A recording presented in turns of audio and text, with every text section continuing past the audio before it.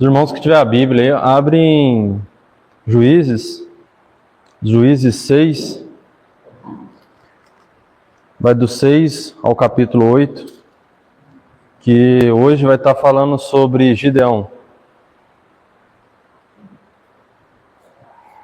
Gideão é uma passagem muito conhecida, muitos conhecem, mas Gideão, ao longo da história, ele passou por certas coisas na vida dele que fez ele passar e encarar coisas que ele tinha dentro dele mesmo.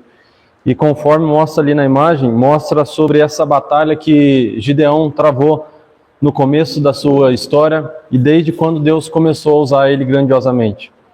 Então a gente conhece a história de Gideão como uma história que ele derrotou 300 mil, com 300 soldados, ele derrotou um exército gigante com apenas 300 soldados junto com ele. Essa passagem é muito conhecida, a gente conhece muito ela, mas o interessante é que ao longo da história de Gideão, que vai do capítulo 8, do 6 até o capítulo 8, vai narrando toda uma história de Gideão que ele passou ao longo da sua vida, que fala sobre os seus traumas, as suas crenças que ele foi adquirindo ao longo da sua vida, e logo no início vai demonstrando a crença que ele tinha dentro dele, a crença de inferioridade, que devido a uma proposta que o anjo faz para ele, ele se sente inferior naquela situação. Então, a história basicamente começa então em Juízes 6, 1, que vai dizendo assim: porém, os filhos de Israel fizeram o que parecia mal aos olhos do Senhor, e o Senhor os deu na mão dos medianitas por 7 anos.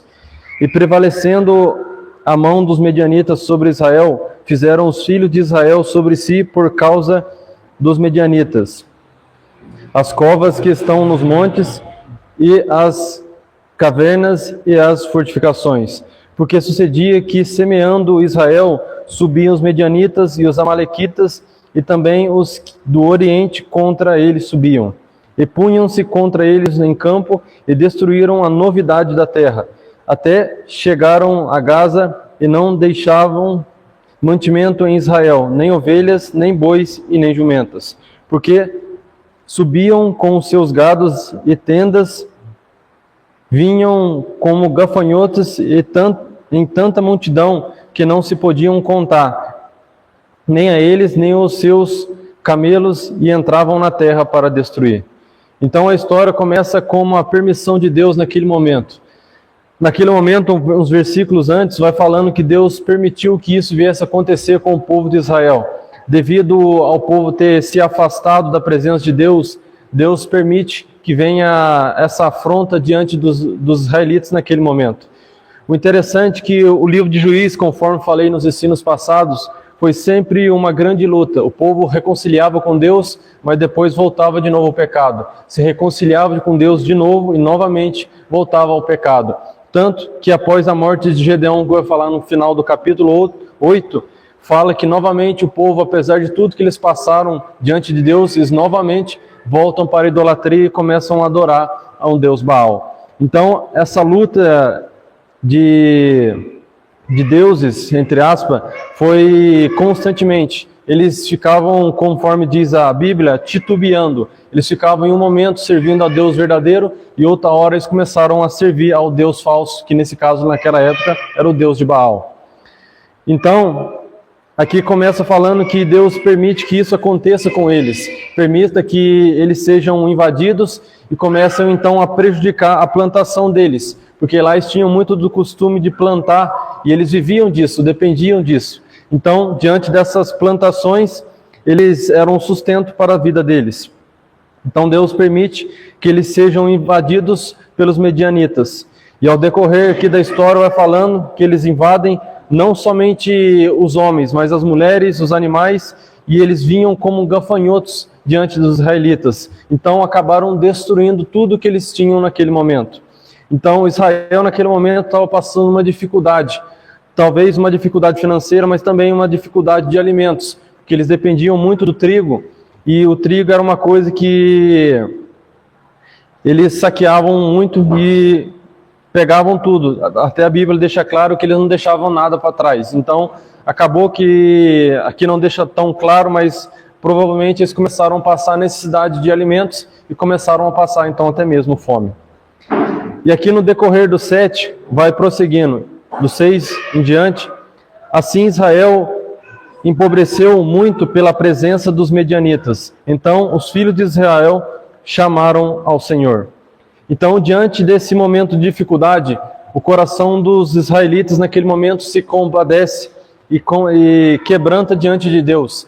Diante de tudo aquilo que eles estavam fazendo, eles se convertem a Deus novamente e pedem que Deus venha o ajudar. O engraçado é que nós seres humanos somos dessa forma. Muitas das vezes a gente espera o limite extremo das nossas vidas para a gente se consertar. Espera o limite extremo para a gente realmente clamar a Deus verdadeiramente para Ele ajudar nas nossas vidas. Com o povo de Israel foi da mesma forma. E a gente vai ver que ao longo da Bíblia foi exatamente da mesma forma com outros povos. Então, diante desse clamor daquele povo para com Deus, o povo de Israel, e aqui vai prosseguindo no capítulo 7, e sucedeu que, clamando os filhos de Israel ao Senhor por causa dos medianitas, enviou o Senhor um profeta aos filhos de Israel, que lhe disse: assim diz o Senhor, Deus de Israel, do Egito eu vos fiz subir e vos tirei da casa da servidão. Eu vos livrei da mão dos egípcios e da mão de todos os quantos vos oprimiram, e os expeli de diante de vós, e vos dei a sua terra. E vos disse: eu sou o Senhor vosso Deus. Não temais aos deuses, não temais os deuses dos amorreus em cuja terra habitais, mas não destes ouvidos à minha voz. Então, Deus está aqui, nesse momento, usando um profeta para trazer para aquele povo, recordando para aquele povo tudo aquilo que Deus tinha feito por eles. E o engraçado é que Deus fez grandes maravilhas para aquele povo, e mesmo assim eles preferiram seguir deuses estranhos, deuses com D minúsculo.